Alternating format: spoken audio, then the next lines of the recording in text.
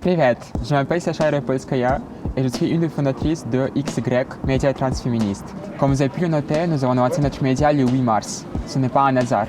Je viens d'un pays où cette journée a une énorme importance car c'est le 8 mars 1917 que la révolution de février a été lancée et a transformé à jamais mon pays. Cette journée-là n'était pas une célébration abstraite des femmes, mais bien une manifestation pour les droits des travailleuses, appelée la journée de la solidarité internationale du prolétariat féminin. Cette manifestation n'a pas été lancée par les féministes ou par les suffragettes, mais bien par les femmes socialistes. Et cette distinction, elle est bien importante car, comme le disait Alexandra Kollontai, si les féministes visent les mêmes droits, les mêmes privilèges que leurs maris, leurs frères et leurs pères sous le capitalisme, les femmes socialistes visent l'abolition de tous les privilèges qui découlent de la naissance ou de la richesse.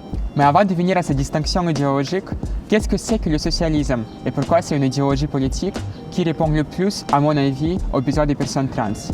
Même si je suis la socialiste la plus inculte qui a jamais mis ses pieds sur cette terre, et j'en suis fier, je me revendique du courant socialiste bimboïste, je vais essayer de vous expliquer.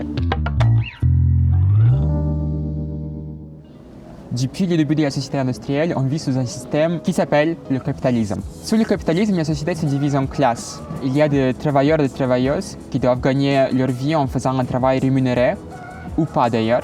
Et il y a des capitalistes qui, eux ou elles, n'ont pas besoin de travailler parce qu'ils exploitent le travail des autres. Si vous êtes un travailleur ou travailleuse, votre travail produit de la valeur pour la société. Cependant, vous tirez juste une petite partie de cette valeur et le reste va à votre patron qui, lui, est un capitaliste. Que vous soyez exploité dans une boîte ou à votre domicile, votre travail profite toujours à quelqu'un. Le but et le rêve de travailleurs et de travailleuses, c'est de survivre, de prendre soin de leurs enfants, de leur famille, s'assurer une vieillesse digne et qui sait peut-être un jour vivre mieux. Le but et le rêve des capitalistes, c'est de maximiser leur profit, c'est de gagner plus et encore plus de l'argent. Leur enrichissement, inévitablement, passe par l'exploitation du travail des autres. Sur la planète Terre, il y a 8 milliards de personnes. Sur ces 8 milliards, 4 milliards et 200 millions, donc plus que la moitié, vivent sous le seuil de la pauvreté tel qu'il est défini par l'ONU, c'est-à-dire qu'ils gagnent moins de $7 et 40 centimes par jour. Ces 20 dernières années, la quantité de milliardaires s'est multipliée plus de 9 fois. En mars 2020, leur nombre a été estimé à 2095, alors que la richesse de la majorité des travailleurs stagne ou diminue depuis des décennies. Puis dans la crise de Covid de 2020, il a été estimé que les milliardaires américains sont enrichis de $1 trillion, alors que 500 millions de personnes dans le monde ont sombré de la pauvreté et 124 millions ont sombré de la pauvreté extrême, ce qui veut dire qu'ils ont moins de $2 par jour pour survivre. Donc je répète, l'un ne va jamais sans l'autre. Sous le capitalisme, il est impossible d'acquérir une richesse personnelle importante sans exploiter le travail des autres. Il y a donc la classe qui exploite et il y a la classe qui est exploitée.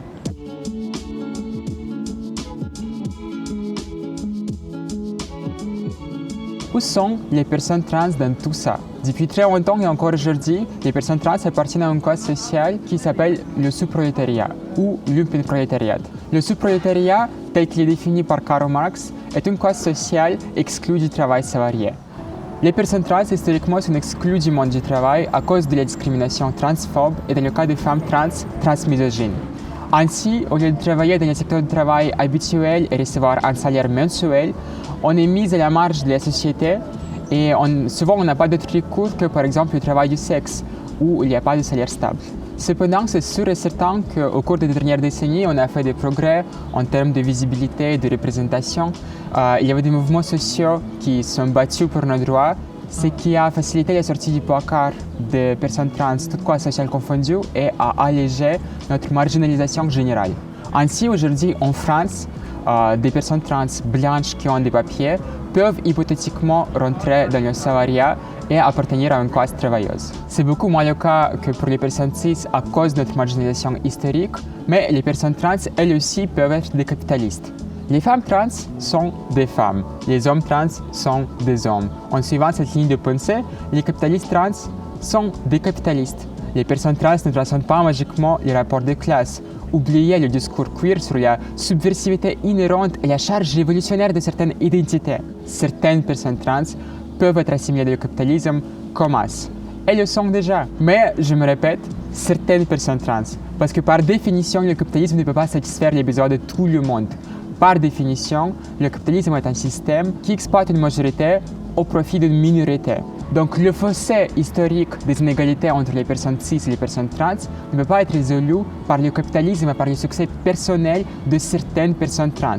Par certaines personnes trans qui deviennent PDG, par certaines personnes trans qui deviennent ministres, par certaines personnes trans qui deviennent le visage d'une grande marque. Pour paraphraser Fred Hampton, on ne combat pas le capitalisme par le capitalisme trans, on combat le capitalisme par le socialisme. Donc pourquoi Alexandra Kollontai refusait de se dire féministe et insistait sur le fait de se dire socialiste? Peut-être pour les mêmes raisons que Françoise Vergès, qui disait que pendant des décennies, elle n'arrivait pas à se dire féministe jusqu'à sa découverte du féminisme décolonial. Ces deux femmes voyaient le féminisme des femmes blanches bourgeoises, des suffragettes qui soutenaient l'impérialisme britannique par exemple, ou des femmes des capitalistes qui voulaient avoir leur part égale de la domination des pauvres, et ne se voyaient pas être associées à ce mouvement qui ne les représentait pas tout simplement. Mais le féminisme change, ce n'est pas une approche ou une théorie figée, et comme Françoise Vergès peut se dire féministe décoloniale aujourd'hui, moi, je peux me dire féministe socialiste. Je n'ai pas besoin de faire la distinction comme le faisait Kollontai il y a un siècle. On peut plutôt faire la distinction entre le féminisme libéral et le féminisme socialiste. Comme le disait Adolphe Reed Jr., le féminisme libéral et tout mouvement social libéral vise à dire qu'une société où 1% de la population détient 90% de la richesse deviendrait subitement juste une fois qu'à l'intérieur de ce pourcent, il y a 50% des femmes, 10% des personnes non blanches, 6% de lesbiennes et de gays et 4% des personnes trans. Le féminisme socialiste, évidemment, ne se contente pas de ça. Notre projet de redessiner la société consisterait dans le fait de contrôler collectivement ce que notre société produit. Les travailleurs et les travailleuses auraient un contrôle sur ce qu'ils produisent et recevraient enfin les fruits de leur travail, la fameuse survaleur, au lieu de la céder à un patron. Au lieu de produire des quantités infinies de produits et ériger une société de consommation, on produirait strictement ce dont notre société a besoin. Quand vous avez épuisé toutes les ressources de votre planète et quand vous vous êtes placé vous-même sur le bord du précipice écologique, c'est pas si mal comme approche. Mais ce qui est encore plus important, c'est que sous le capitalisme, votre survie elle est toujours au conditionnel.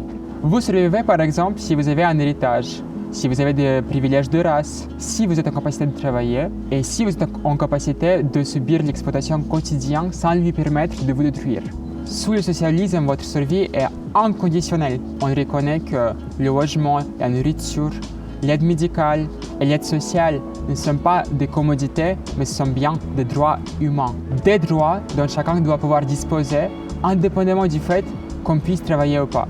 Évidemment, étant donné la marginalisation historique de notre communauté et sa précarité extrême, cette absence de conditions pour la survie serait extrêmement avantageuse pour les personnes trans. Et c'est pour ça que c'est un système et une idéologie qui répondrait, à mon sens, le plus à nos besoins.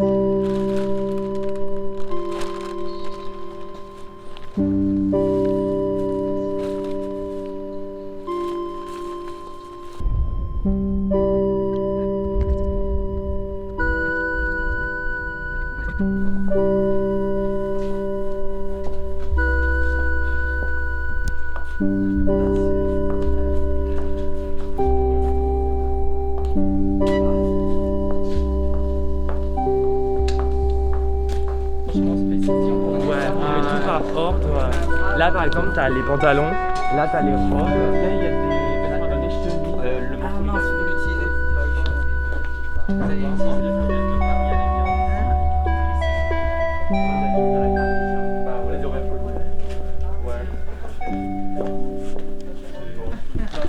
Regardez le travail de transféministes. Et encore une fois, quand je parle de féminisme, je ne parle pas de la lutte très importante sans doute pour qu'on soit sympa sur la télévision envers Hillary Clinton ou pour qu'on brise les plafonds de verre pour elle. Quand je parle de féminisme, je parle de la lutte pour les droits de 99% des femmes. De la même manière, quand je parle de transféminisme, avec tout mon respect, je ne parle pas de conférences académiques à Pompidou. Je parle de militantisme sur le terrain. Donc, regardez le travail des transféministes. Par exemple, de Marsha P. Johnson et de Sylvia Riviera, qui ont fondé le collectif STAR, ainsi qu'un centre d'hébergement pour les personnes trans précaires et sans-abri, le Star House. Pour moi, l'initiative Star House exemplifie que même en ayant très peu de ressources, on peut aider beaucoup de personnes. Ce centre d'hébergement utilisait comme locaux des chambres d'hôtel, des squats et même des caravanes. Sylvia Rivera racontait que même en louant juste 2 chambres d'hôtel, elle et Marsha faisaient rentrer plusieurs dizaines de personnes sans abri pour dormir.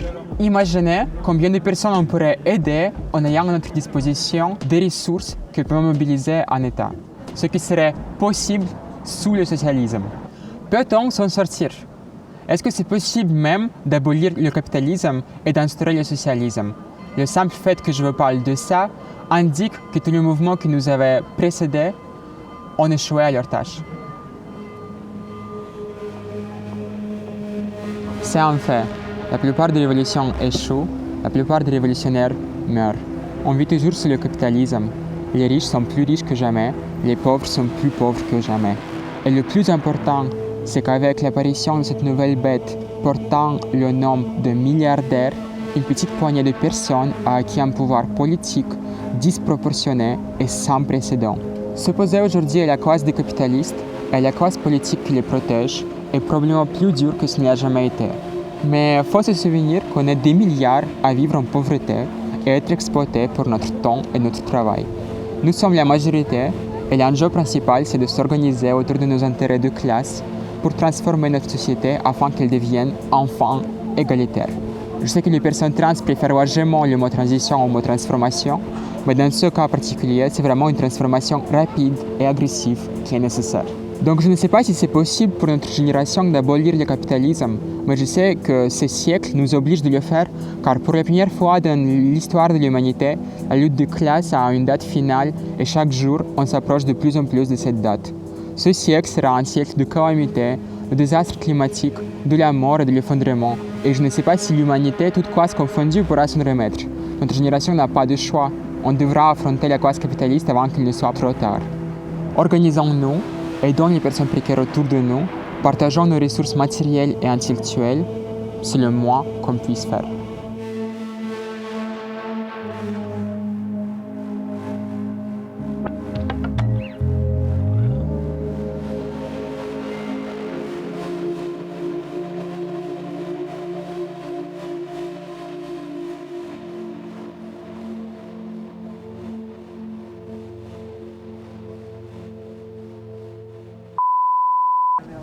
Attends, caméra 1. Juste pour les archives, on est le 6 mars et il fait froid, mais comme pas possible. Je trempe physiquement. Vraiment, les pires conditions pour un tournage, mais je fais ce sacrifice. Voilà, ce sacrifice pour l'avenir de notre projet. Voilà, merci. Du coup, voilà, c'est fini la petite note pour les archives. J'ai trop froid. Ok.